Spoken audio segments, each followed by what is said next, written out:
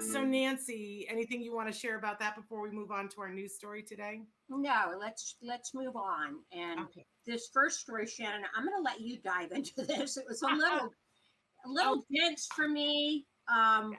and I know you tend to on the scientific ABA side, whatever those more technical, I would call them sides. You tend to have a little bit more understanding than I do. But the name of the article, and it is from Spectrum News, which always has great articles when you can find it. Validating autism subtypes, a crucial but often overlooked step in research. You want to dive into that, Shannon? Yeah, I think it's a really interesting read, but it is pretty dense, and I'm not going to pretend that I understand all aspects of it. But the reason why I include stories like this is because the takeaway for me of this, I think, was huge. You know, we've been saying ever since we've been friends, Nancy, that there's more than one type of autism, and I don't think that's news to anybody. I think that people, one of the first things somebody said to me is, it really isn't autism anymore; it's autisms.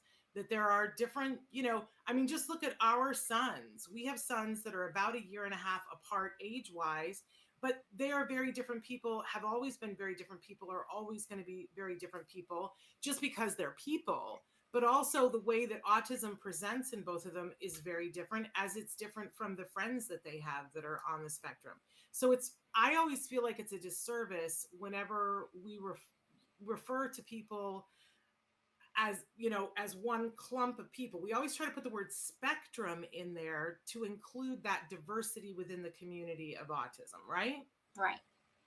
So, but in my lifetime, I thought it would not happen, that we would be able to subtype autism and have these very distinct subtypes that would tell us, here are the characteristics of this subtype of autism.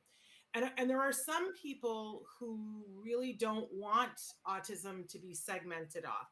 And this article addresses the fact that there were a lot of people who felt that this was a negative thing. Correct. That it could be very divisive, Yeah. and they are now in the DSM 4 not subtyping them. Correct, Shannon? Yeah. So in the last one we have right now, the DSM-5. Before 5, that, right. it was the DSM-4 and the DSM-4R, I think it was before that. But in the DSM-5, they did, in the DSM-4 they had, you could be PDD-NOS, you could have autism, classic autism, you could have Asperger's. There were all these different designations. And in the DSM-5, which came out, like, I think in 2013, maybe, they decided to do away, excuse me, with all those subtypes. And instead, they put it all under the umbrella of autism spectrum disorder. And I think the goal was to, stop this divisiveness about, well, I don't have autism, I have Asperger's, when it's all part of this continuum. But a lot of people were unhappy and said, I've identified myself as Asperger's, now you're saying that doesn't exist. Well, I exist. How can you say that, right? And there was a growing interest in the scientific community of subtyping autism. In fact, we've covered on this show that the Center for Autism and Related Disorders has been very much on the cutting edge of this, that CARD has been able to, using their skills program and partnering with a college in London, they've been able to subtype 17 distinct autisms, shall we say, subtypes of autism, which their whole goal in doing that is to try to provide better treatment. So, Right. And Shannon, I found when the DSM-5 did away with the subtypes, I found that to be rather curious and puzzling, because certainly to compare my son or put him in the same bag as somebody that has Asperger's, that is extremely high functioning, that can go to college, hold a job that requires great skill, was just that to me was puzzling that they decided to do that. Well, part of it, though, in their defense, part of it was we get into this division of people being referred to as high functioning, right? Because what is that? I don't even know what that means, and it like is defined from person to person. Because someone can be considered high functioning and could be going to college and be, their IQ can be off the chart. But the truth of the matter is their anxiety. If you move one thing on their desk, they cannot function. And so the idea was to say, we're going to get rid of these high functioning, labels and really, delineate what you can do and what you can't do so that you could get help and support.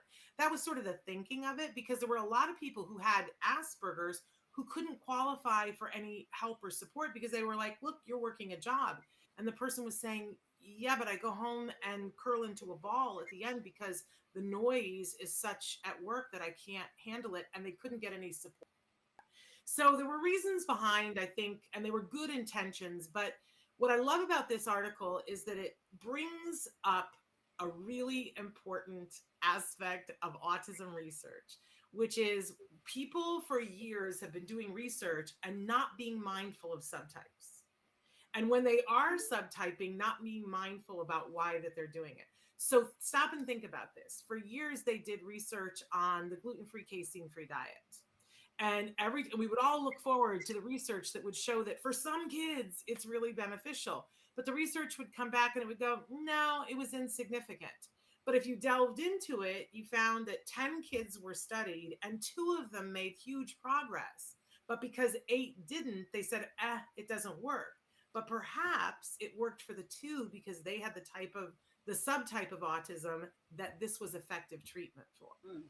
So, part of why I think we've made huge strides with autism, but we haven't gotten further is because when people do research, they just, you have an autism diagnosis, you're part of the research study without looking at the subtypes.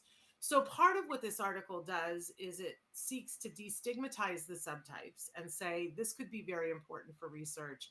But it goes a little bit further and says that even when people are doing research on the subtypes, that they should be very clear about why they're doing it and that it's something that benefits the autism community instead of stigmatizing, taking things away, or, in some way making the somebody higher or lower than.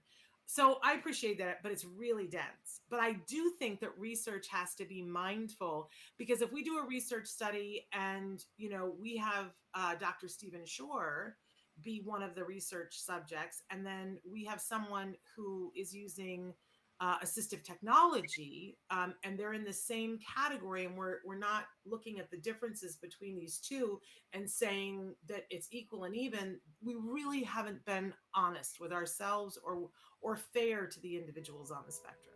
Does that make sense? That makes a lot of sense, Shannon. So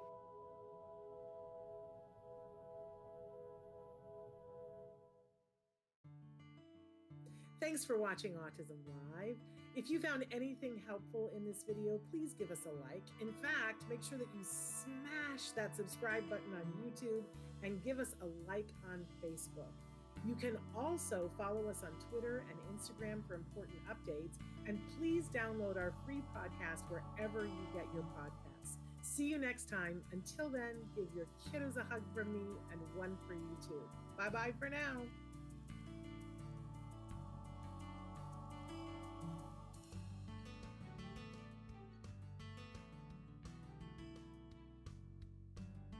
To subscribe, click here. And if you'd like to check out some more of our videos, click here.